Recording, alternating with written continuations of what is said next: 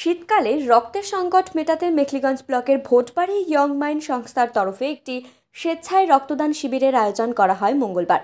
এই দিনের রক্তদান শিবিরে উপস্থিত ছিলেন কোচবিহার জেলার বিশিষ্ট সমাজসেবী অঙ্কিতা অধিকারী, চ্যাংরাপান্থা গ্রাম পঞ্চায়েত এলাকার পঞ্চায়েত সদস্য সুনির্মল গুহ, মেখলিগঞ্জ থানার ওসি মণিভূষণ সরকার, বিশিষ্ট ব্যবসায়ী বিমল ঘোষ, সমাজসেবী লক্ষ্মীকান্ত সরকার, কবি আনারুল ইসলাম প্রামাণিক সহ প্রমুখ।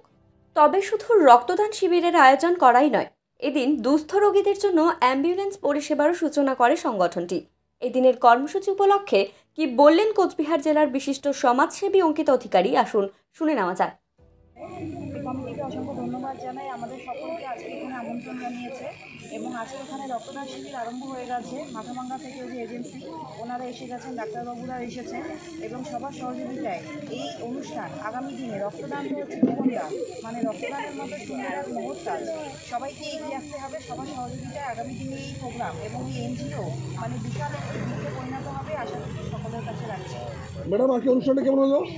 অনুষ্ঠান খুব ভালো হয়েছে, শুভ সূচনা হয়েছে এবং বিনামূল্যে যে অ্যাম্বুলেন্স পরিষেবা এবং অ্যাম্বুলেন্স পরিষেবার ক্ষেত্রে আমরা যে মেখলিগঞ্জে আমরা যে সীমান্তবর্তী এলাকায় থাকি, এখানে বিশেষ করে মানে যোগাযোগ ব্যবস্থা আগের তুলনায় যদিও এখন অনেক উন্নত হয়েছে, কিন্তু আগামীতেও এই যে অ্যাম্বুলেন্স যে পরিষেবা দান এ সবাইকেই সব এখানকার যে বিশিষ্ট যে মানুষজন রয়েছেন, ব্যক্তিবর্গ রয়েছেন, সবাই যদি এগিয়ে আসে, সবার সহযোগিতায় অ্যাম্বুলেন্স পরিষেবা আগামী দিনে সুস্থ মানুষদের মধ্যে আমরা যাতে এই পরিষেবা দিতে পারি, এই আশাটুকুই আমি সকলে। যারা এনজিওর সাথে যুক্ত আছে তাদের উদ্দেশ্যে কি বলবেন?